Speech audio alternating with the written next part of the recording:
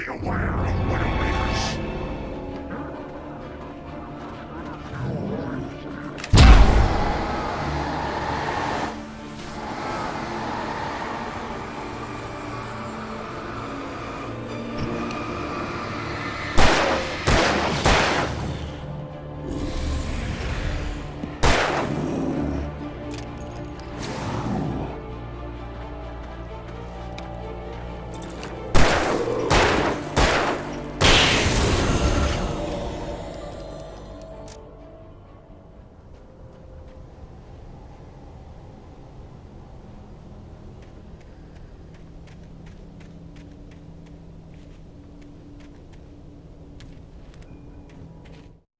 Shadows stirred and the wind picked up as I ran through the forest.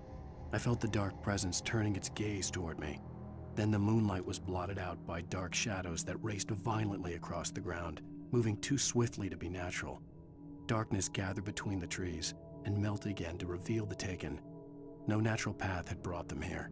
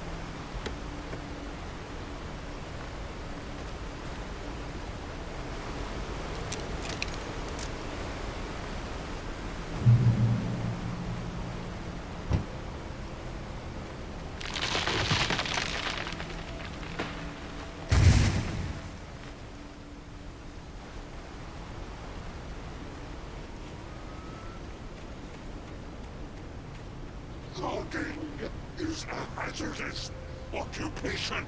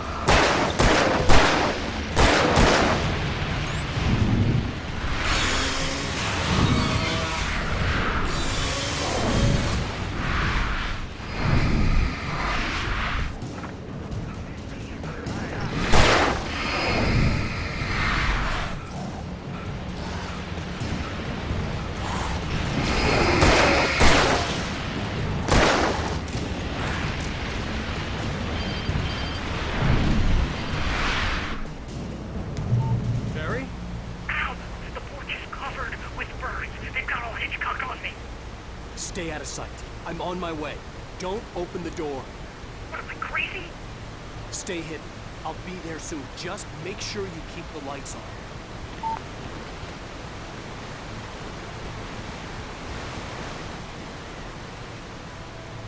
I still had to reach Barry at the cabin, but at least I was out of the woods.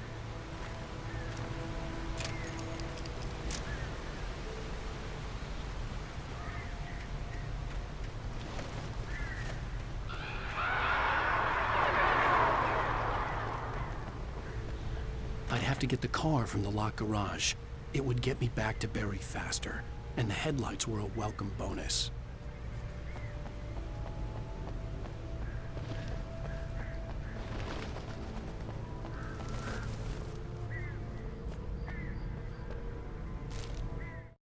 The FBI agent's command froze me in place. I considered surrender. It was all falling apart anyway. I could give in, let someone else deal with it, but it felt all wrong. Call it instinct, his posture, the way he held the gun. He was no friend. Shots ringing in my ears, I leaped for the hole in the fence and stumbled into the darkness beyond.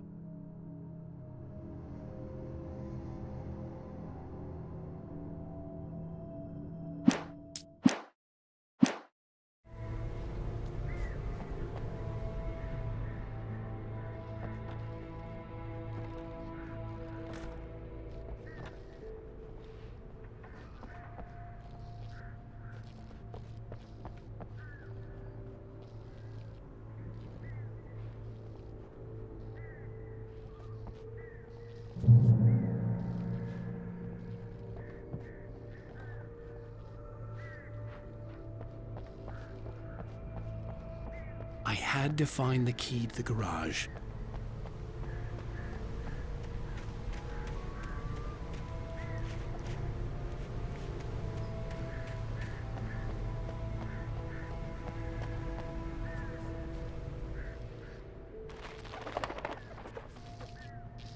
I needed the garage key to get to the car.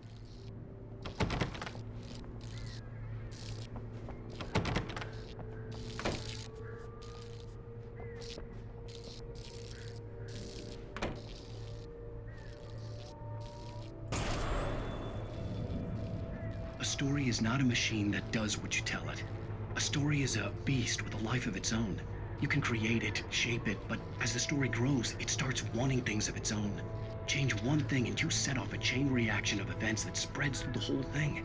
The characters have to be true to themselves. The events need to follow a logic that fits the story. A single flaw and the magic is gone. The story dies. Alice dies. You can hold nature and yourself.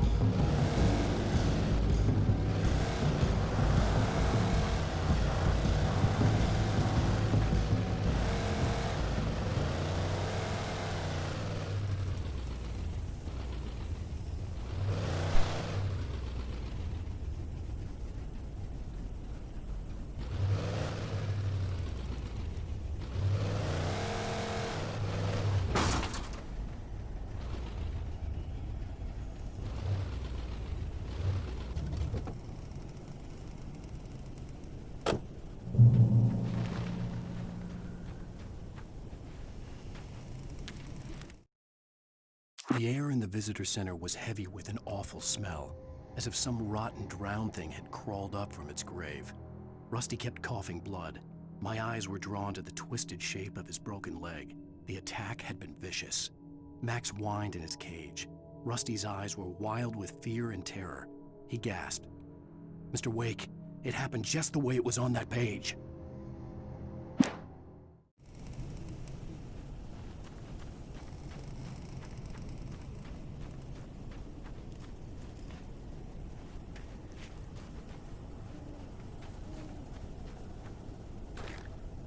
The flare gun was probably the best weapon I could imagine against the dark things I was facing.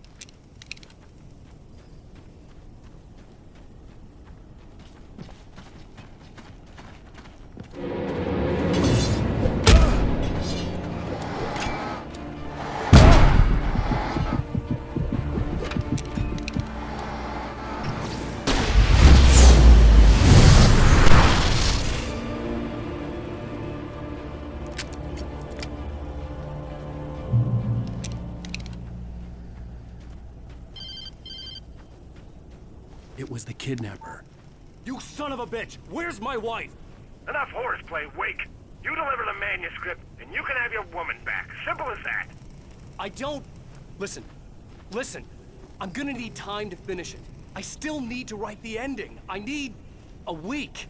It's not done. I need a week. 2 days. The old Bright Falls coal mine is nearby. You can find it easy, city boy. The main building, there at noon. You bring the manuscript, you'll get your wife. If not, well, get me? Yes, I get you.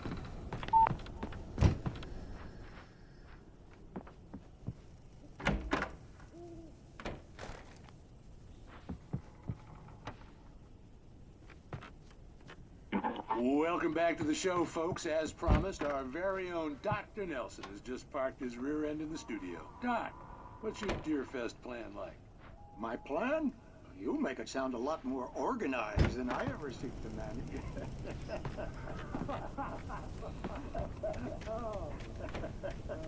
No plan, really. Just taking me out.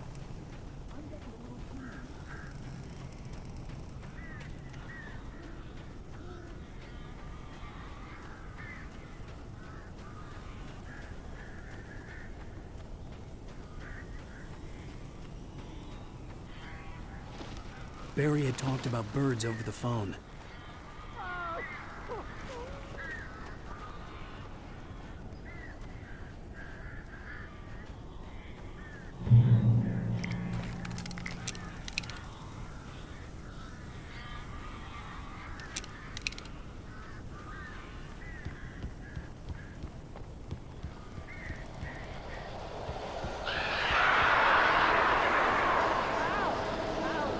So glad you're here.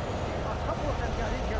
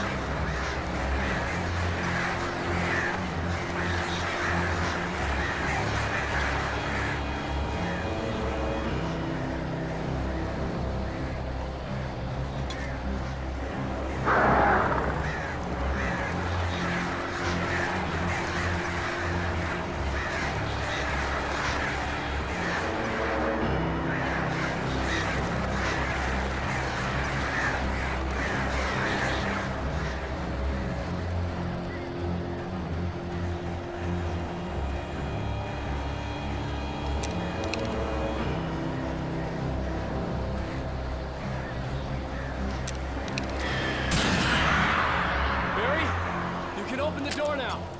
They're gone.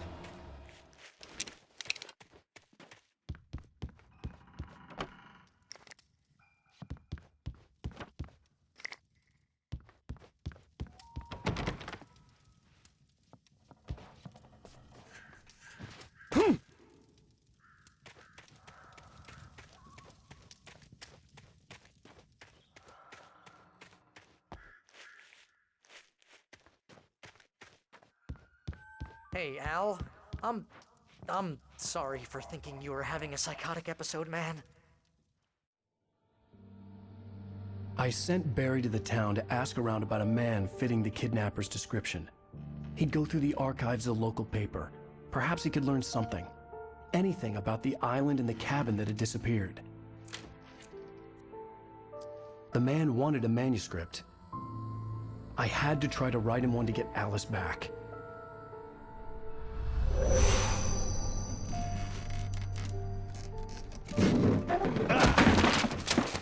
For me, the supernatural had always been nothing but a metaphor for the human psyche, a tool to use in writing fiction. Now, it was happening for real, and I couldn't put a single word on paper.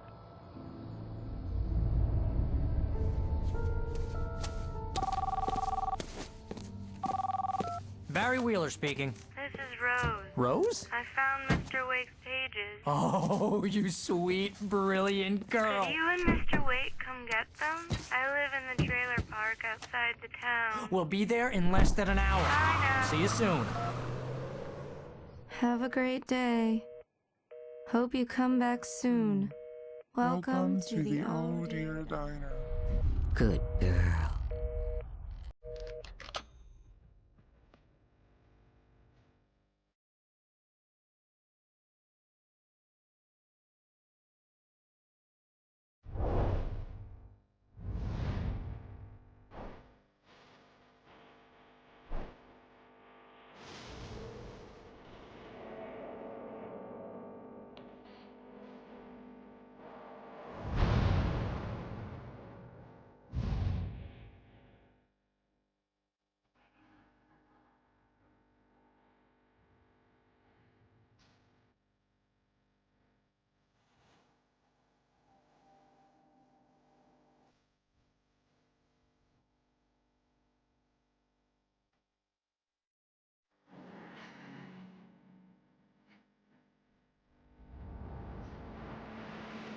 Previously on Alan Wake, Alice has been kidnapped. Alan, please help me. Alice? You'll do exactly what I say if you ever want to see your wife again. I can't tell anyone except my agent Barry. Damn it, Barry, they'll kill her. You're my best friend, and I'm worried that you're not right in the head. The ransom is a manuscript I supposedly wrote that's coming true before my eyes. It happened just the way it was on that page. So dark. I have found only a few scattered pages. I want the entire manuscript. The deadline is in 2 days. I found Mr. Wake's pages.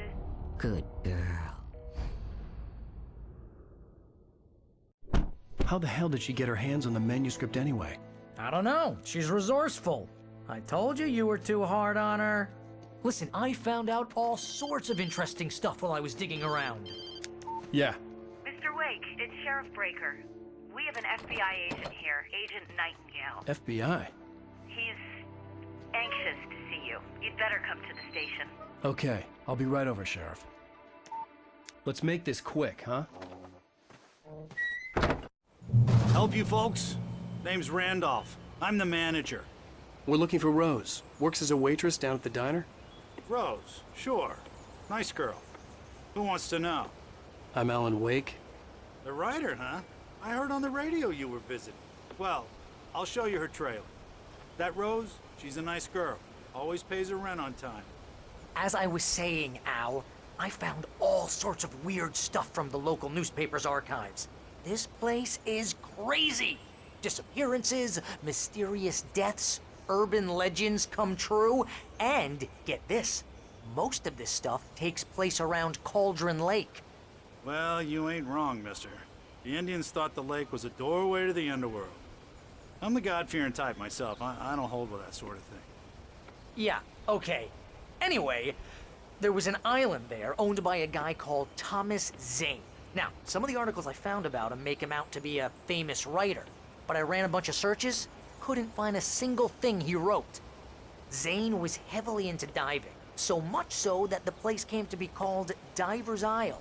But the volcano under the lake erupted in 1970, and Zane went down with the island.